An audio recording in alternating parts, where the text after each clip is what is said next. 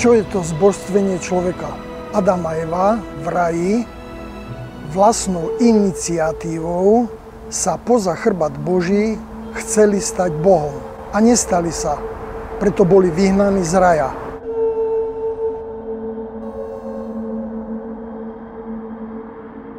Po mnohých tisícoch rokoch druhá Božia osoba Isus Kristus zostúpil na zem, stal sa človekom,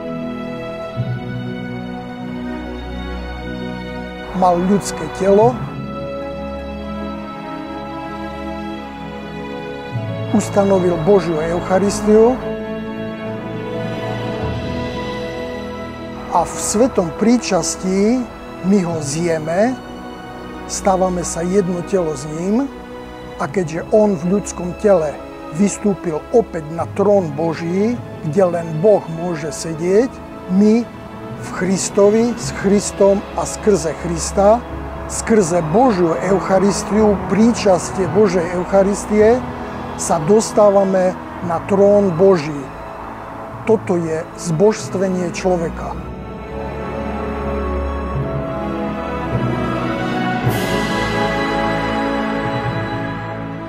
Človek sa v Božej Eucharistii stáva jedno telo s Isusom Kristom a teda sedí na tróne Božom a je Bohom. Je ďalšou osobou v presvetej Trojici.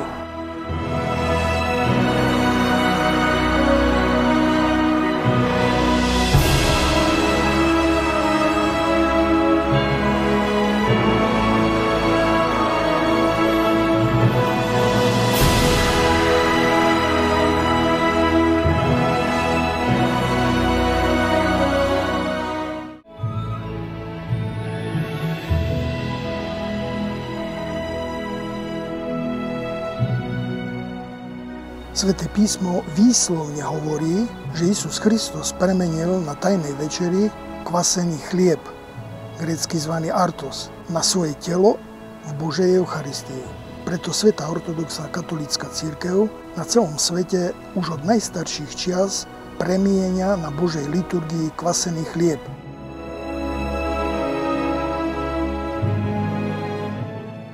Ako sa slúžila služba Božia, to jest zbožstvenie veriacich v celej svätej cirkvi v prvom tisícročí.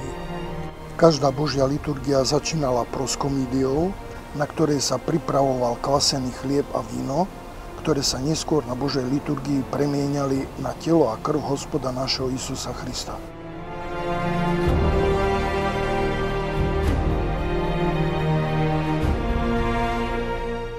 Počiarkujem, že táto proskomídia sa v prvom tisícročí slúžila v celej svätej cirkvi, teda aj na západe u dnešných rímskokatolíkov. Takto slúžil službu Božiu v prvom tisícročí aj sám pápež v Ríme. Na proskomídii kňaz vyrezával ahnca, to je z baránka,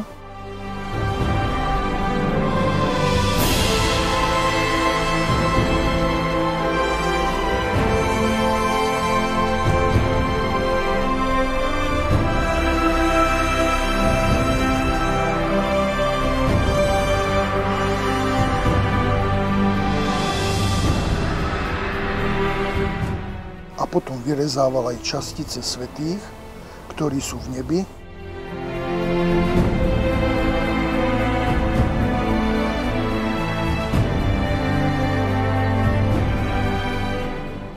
A veriacich, menovite spomínaných, živých a mŕtvych, za ktorých slúžil službu Božiu a za ktorých zomrel Hospod náš Isus Kristus na kríži.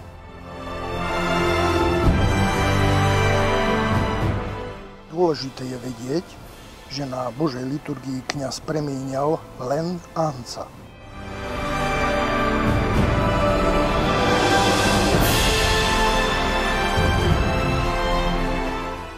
На ны и на предлежащие дары сия, Господи, же пресвятаго Твоего Духа. Keď bolo veľa ľudí, tak ahnec mal aj 2 kilogramy. примите, ядите, сие есть тело мое.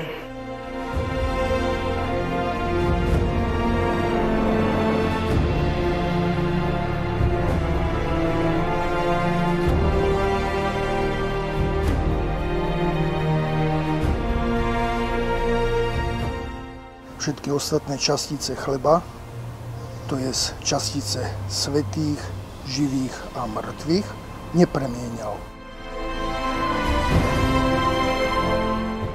Potom tesne pred svätým príčastím premeneného anca, to je telo Kristovo, vložil do čaše s premenenou krvou Kristovou. To je symbol skriesenia.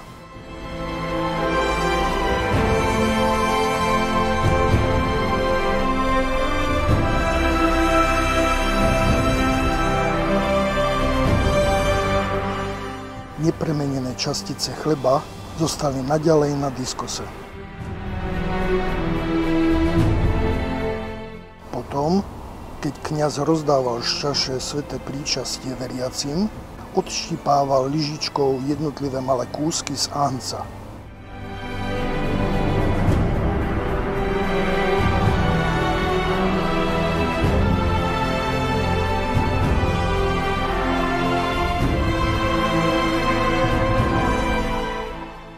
Po svetom príčastí kňaz zosypal všetky nepremenené častice chleba, to je častice svätých, živých a mŕtvych, z diskosa do čaše, do krvi Isusa Krista, kde nepremenené častice chleba nasiakli krvou Syna Božieho Isusa Krista a stali sa súčasťou Božej Eucharistie.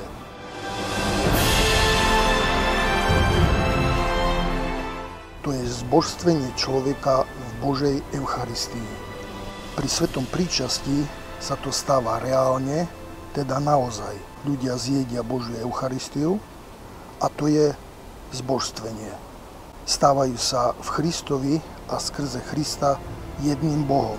Teda svätým príčastím sa stávajú ďalšími osobami v jedinom, trojjedinom Bohu.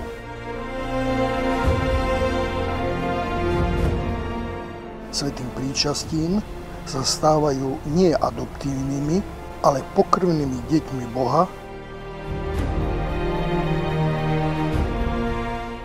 pretože v ich žilách už koluje krv Syna Božieho Isusa Krista.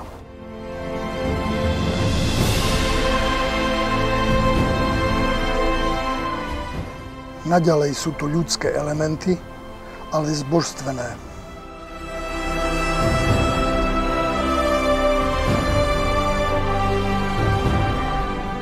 Po svätej liturgii kňaz skonzumoval celý obsah z čaše, to jest ostatok premeneného anca, ako aj krvou nasiaknuté, teraz už zbožstvené, nepremenené častice chleba, to jest častice svätých, živých a mŕtvych.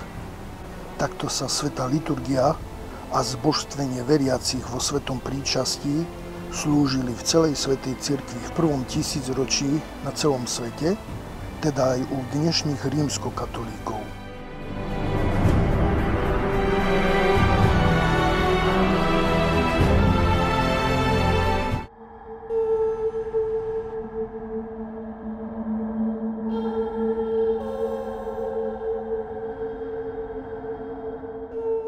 Na západe však po roku 800, po neplatnej korunovácii Karola Veľkého za rímskeho cisára, Frankovia z trucu a nenávisti ku druhému Rímu, Konštantinopolu, a v snahe úplne sa odlíšiť od východného ortodoxného katolíckeho obradu, vo svojej spúrnosti a snahe všetko východné ortodoxné a katolícke meniť naopak, na prelome tisícročí svojvoľne po 1000 rokoch začali slúžiť svoje omše na nekvasenom chlebe, to jest na hostiách.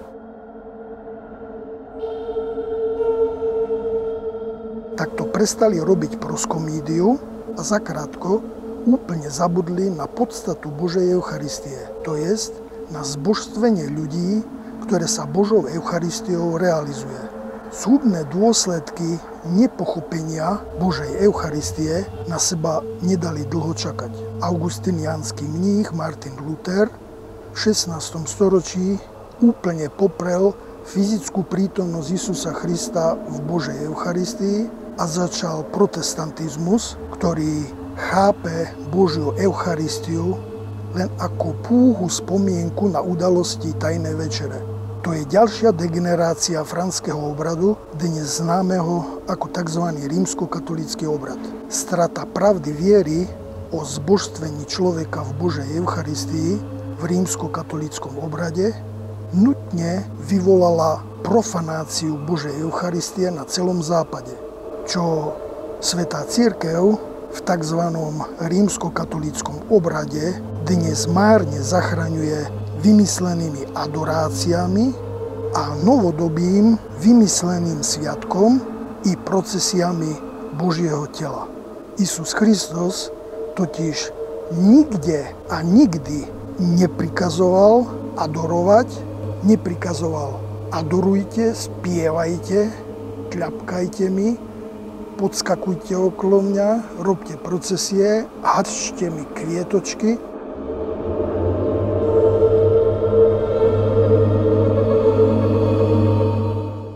Ale hovoril, berte a jedzte, toto je moje telo. Berte a pite, toto je moja krv. Nikdy neprikazoval, aby sa spievalo, tancovalo, procesie robili, aby sa adorovalo. Božia Eucharistia nie je určená na adoráciu, ale na jedenie a zbožstvenie človeka v Isusovi Kristovi s Kristom a skrze Krista. Tým, že Frankovia a po nich i dnešní rímskokatolíci prešli v 2. tisícročí na nekvasený chlieb, to jest hostie, prestali slúžiť proskomídiu a premieniali všetok nekvasený chlieb, teda všetky hostie. Tým postupom času zabudli na teológiu evanília, to jest teológiu radosnej noviny o zbožstvení človeka, o svetom príčastí. Zabudli na to, že v nebi nikto z nás nebude vrátnikom ani upratovačkou, ale budeme sedieť v Kristovi s Kristom a skrze Krista na tróne Božom.